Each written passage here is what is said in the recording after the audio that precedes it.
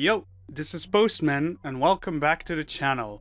My latest EP, Overly Elaborate Track Titles, is out now on Billegal Beats and was inspired by Yu-Gi-Oh! Master Duel.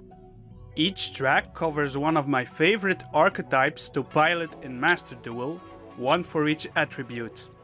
I'm doing a track walkthrough for each of these tracks. In this video, I will explain the inspiration and show some highlights of Ultimate Drytron Flagship Meteonis Draconids.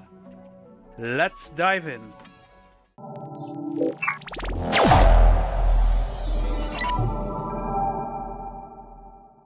Before I start discussing the inspiration for this track, I want to mention I'm gonna try to make future video and this video a bit shorter. Not only to reduce the work I have to put into the tracks and have more comfortable deadlines I set up myself, but also to make it more enjoyable and a bit more efficient for you to learn from. I hope that's alright for you guys. This track is inspired by a Yu-Gi-Oh! Archetype dear to my heart, the Drytrons. Drytrons are draconic mechs themed around the Draco constellation, giving a weird twist to the ritual summoning mechanic in Yu-Gi-Oh! A potpourri of ideas, which works for some reason. These fierce dragon mechs look astounding in their artwork, but ask any veteran Yu-Gi-Oh! Player and they will tell you that Drytrons were an absolute menace and still hold up to this day. But as much as I love playing Drytron, I struggled to find a way to represent the theme in a track. Since the theme has a spacefaring aspect, I looked for sounds that evoke stellar travel. Personally, nothing evokes a spacey feel more than the sound of trance.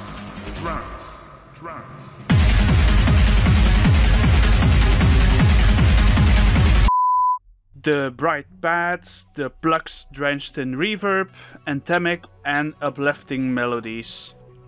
I found this one sample, more on that later, which let my creative process steamroll the whole track. Without further ado, let's get in some highlights. This is the sample that sparked the whole track.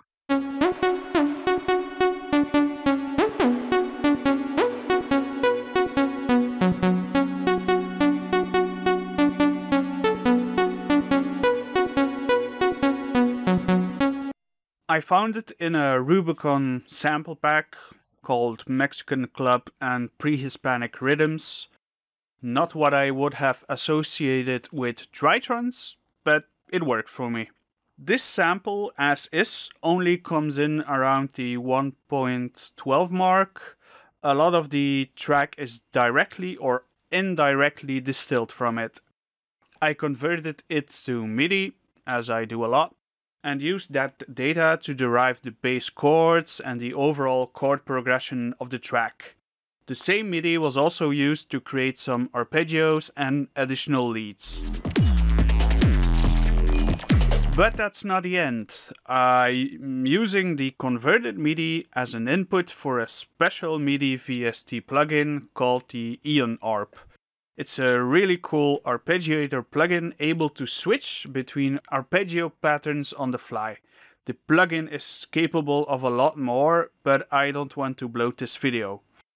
Getting back to where I was, I'm using Eon to arpeggiate a sliced up version of the track starter sample using the converted MIDI data. You could call it MIDI-ception.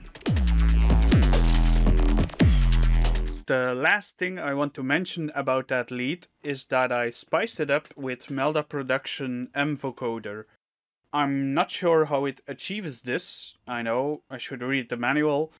But I guess by adjusting the number of bands, I'm creating a spectral disperser effect. Anyway, it sounds cool.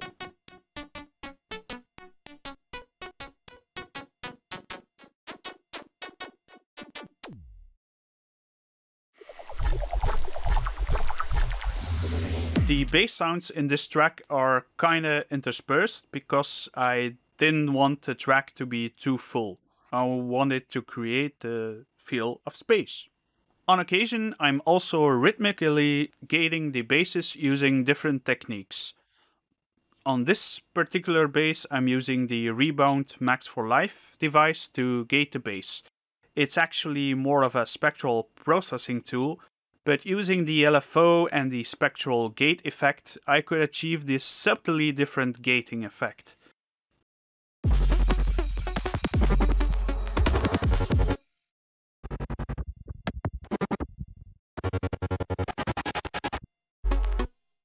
On the final bass, this MIDI trigger externally gates the sound with the envelope MIDI device.